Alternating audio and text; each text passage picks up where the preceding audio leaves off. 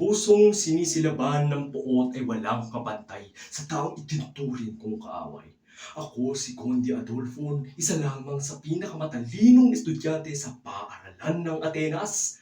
Pinalaki na mabutit matalino at mahinhin at mapang-akit ni Ama na si Conde Siliero. Natatanging ko layunin mapaslang si Floranteng rehas ng aking pagmamahal sa puso ng iniibig ko si Laura. Paano nga ba ako makakapaniwala na ang aking pinakamatalik na kaibigan ay siyang nagtanim ng panibugho sa aking puso? Sa isang iglap, ang lahat ng iyon ay inagaw mo sa akin at inagaw ang aking pinakamamahal na si Laura. Husto na ang mga sipayo, ikinitil ko ang buhay ng ama ninyong dalawa ni Laura, gaya ng pagtataksil ninyong dalawa sa akin.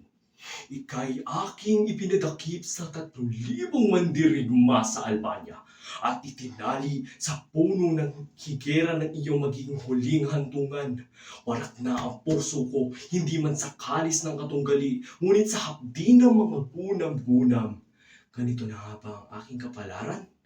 Ano pa ba ang silbi ng aking natatanging kakayahan kung ako'y magiging alipin sa sariling kasawian?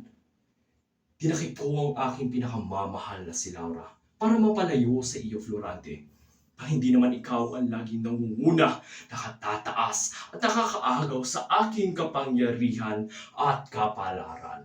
Wala na ang liwanag para sa akin sapagkat ako'y naturingan ng sawilpalad, isang hukbo ni Minandro na kumupkop sa paligid ng Albania na siyang kasapi ng taksil na kaibigan.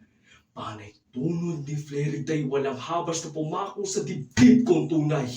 Ang paluso ng isang munting mga ngaso lamang pala ang kikitil sa aking buhay.